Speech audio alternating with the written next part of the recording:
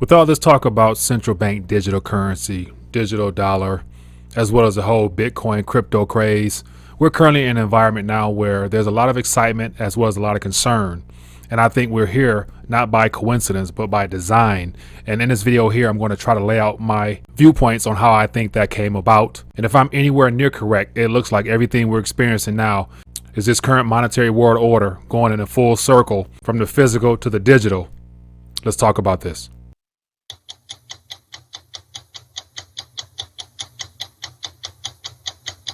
All right, so today I'm doing something a little bit different, trying to put together a Blackboard presentation where I put a lot of images as well as numbers and things of that nature together just to present my argument at how I believe everything we're experiencing now is not coincidence. And according to the powers that be, we're right on track, heading in the direction towards that one world currency, which I believe is the end result of what we're experiencing now. And so make sure you guys stick around to the very end because I want to try to put everything together as best I can in a short fashion and give you guys something to think about. And I'm curious to get your feedback on it. But before I dive any further, as always, if you guys enjoy these RTD quick takes, make sure you give it a thumbs up and feel free to share it so more people can understand what's going on outside of what we're being told by the mainstream news sources. Then also make sure you click the subscribe button if you're new to the channel. And then also, because of the notification bell, you may or may not get notified. So I want to encourage you to scroll beneath this video here and sign up for the RTD email list. And I'll definitely send you an email before we go live in the evenings. And so let's dive into this.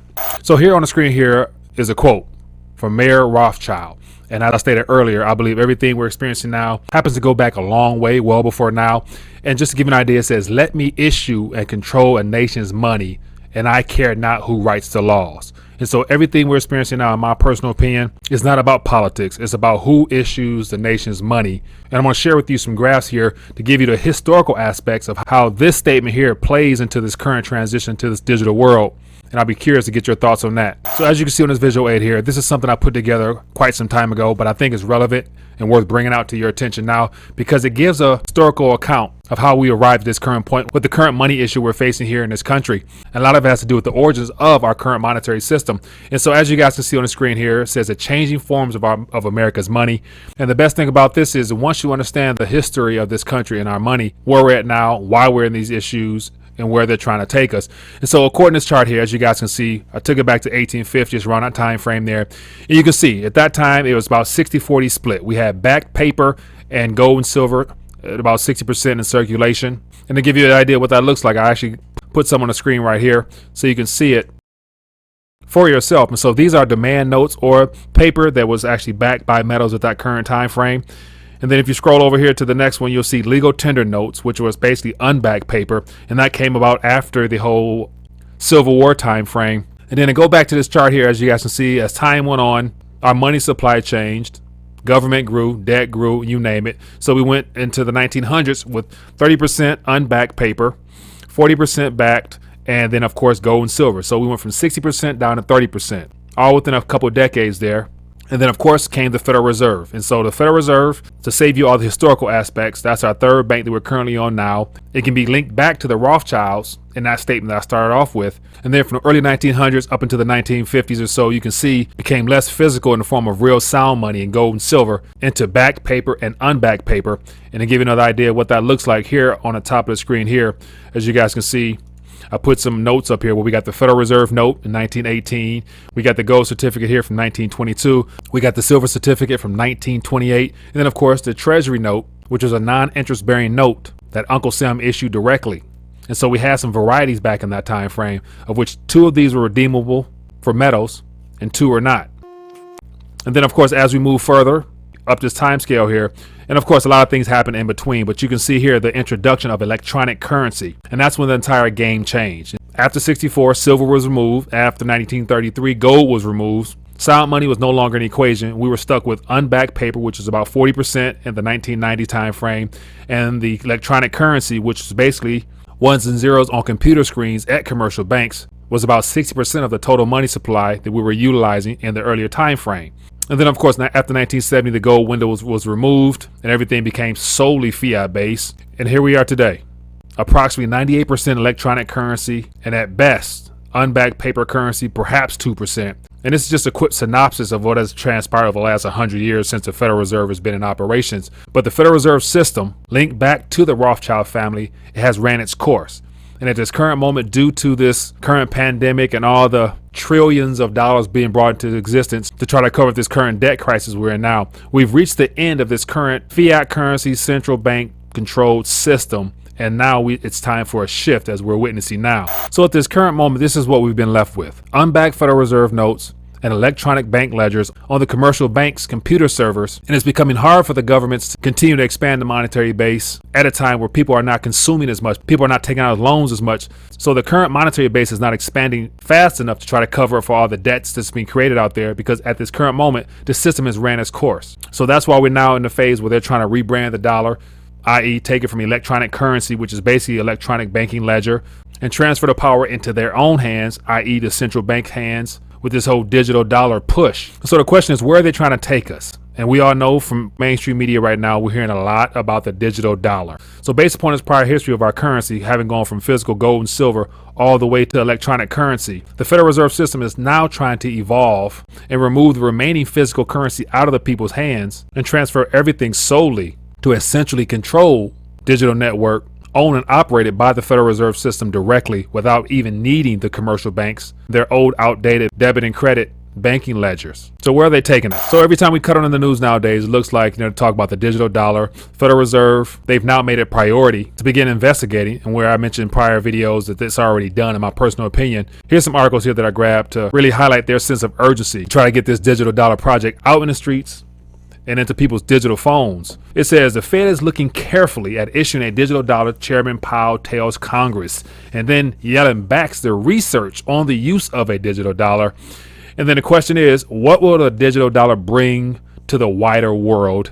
And of course, without privacy, do we really even want a digital dollar? And those are all the questions that at this current moment, the only people who are asking that are in the alternative media realm, because the mainstream economists have become so focused on the stimulus packages and the possible deterioration of the financial markets that they're not really even thinking about that at this current moment, our entire monetary history is about to be rebranded and reshifted to where we're going to go from solely what used to be electronic currency in the hands of the commercial banks, i.e. the whole fractional lending banking model, into something completely rebranded out of the control of the commercial banks, utilizing new technology on a distributed ledger. It's owned and operated by the Federal Reserve. And of course, none of this will be even a primary subject matter had it not been for the introduction of the blockchain and cryptocurrency space a little over 10 years ago. So as I've always mentioned before, just being a person that likes to question the mainstream narrative as well as question anything that's just given out there, I've always positioned myself as a skeptic that no matter whether Bitcoin is an original movement designed to free us from the banks, or was it a part of the banking model in and of itself originally, is irrelevant now, because at this current moment, the transition is already underway and Bitcoin is here. And everything we're kind of experiencing now with the level of excitement in the decentralized space doesn't really overshadow the fact that in the centralized world, in the current financial structure we're a part of now, we have governments and central banks looking to come up with their own digital dollar or central bank digital currency. And none of this talk will even be prevalent had it not been for, as you guys can see over here at the top of this page, this Bitcoin white paper here puts out the idea of a peer-to-peer electronic cash system, which in and of itself on the surface is a great idea. But I think one of the biggest problems with this is the fact that a lot of smart individuals from around the world have now put their time, energy, and effort into furthering and expanding the technology that I believe the central banks, as well as the too big to fail banks, wanted all along, so that they can use that for their own purposes. There's no better examples than just by looking at the current altcoins that have become a lot of people's favorites, but they also are working in conjunction with the central banks into helping them create central bank digital currencies. So here on the screen here, as you can see, it says Ripple makes a private blockchain for building central bank digital currencies. And of course, in the audience, I know there's a lot of XRP fans out there, but once again, all this technology usage is right on course, and it plays right into the hands of the same entities that's trying to orchestrate this next paradigm in the first place. And then here, Steller Lumen gains alt-crypt cred as central banks eye versatility. And what's even more interesting, as I zoom in here to this article here, which just came out today, and I grabbed this from the Discord page, it says the new CBDC private ledger is being developed with high throughput and interoperability as its main priority, says Ripple. And so that's one of the biggest technology benefits that the central banks will be looking to utilize if they happen to adopt this Ripple or Steller, is the interoperability. And so it's my personal opinion that as a part of this technology here, the central banks have been waiting on this because they want this, because they need this in order to execute their game plan of trying to rebrand the current monetary structure locally in all these countries by them all issuing their own central bank digital currencies. But then again, when you have Ripple as well as Steller looking to assist the central banks and governments, we would not be here today talking about Ripple and XRP had it not been for that white paper at the very top of this page here, because there never would have been as much excitement, nevertheless adoption, and people wanting and welcoming digital currencies in their possession. So where does that take us? It takes us full circle back to what this is all about, a world currency. And so here's a cover of the 1988 Economist magazine depicting the events that we will be experiencing around the year, as it says here, 2018-ish or so. And so I've been talking about this cover for quite some time, but as I dive deeper into it and really try to put all the pieces of the puzzle together, things are really starting to make sense as to how the central banks, the too big to fail banks, the oligarchy families, are extremely excited for this technology and the adoption of cryptocurrency blockchain space, not for the gains or to free people from this current debt-based monetary system, but it's because of the technology that they need to execute their plan of creating this one world digital currency. And one thing I find to be very interesting on this cover here, and I think right now is the best time to really bring this to the forefront, as I zoom in here, you guys can see here, of course, the Federal Reserve note and all the world currencies are at the bottom of this screen here, and they're on fire. And right now, they are literally on fire. Every single central bank on this planet have weaponized their currency to the point they're flooding their local economies with currency, trying to put out a fire that cannot be put out. So they're literally destroying their currencies. And then we look into some of the details of this current picture here. Around this phoenix's neck, this bird's neck, you see a coin here.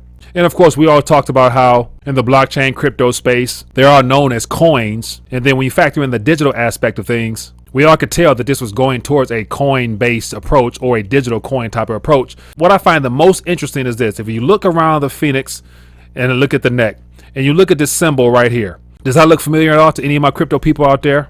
Let me refresh your memory if it doesn't. I'll actually zoom out here so you guys can see. So here we have Steller. As I just mentioned, over here, Stellar Lumens and XRP happens to be the creator of Ripple as well. So both of these entities here, they're international companies all working to help execute the central banking model of delivering central bank controlled currencies that's interoperable with one another, which meaning that at one point they'll all link up, further creating that one world approach. But what's most interesting here is the fact that if you look at this Steller sign, which is the logo of a company, and you place that beneath this coin around a phoenix neck, what do you got here?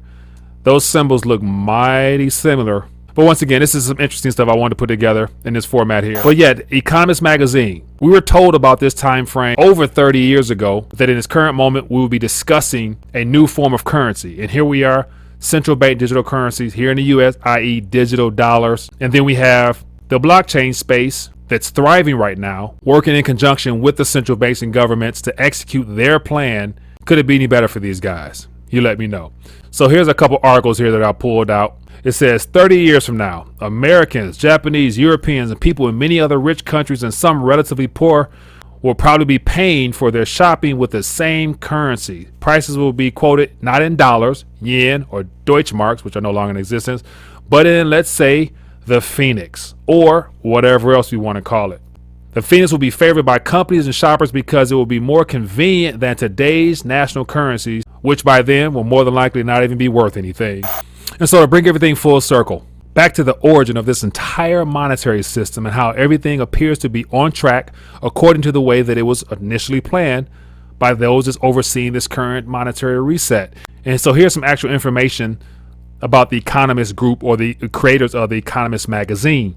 And of course, if you look at the very top of this, it was created in 1843 in London. But then once you look even further, you'll see who are the shareholders in this particular company here.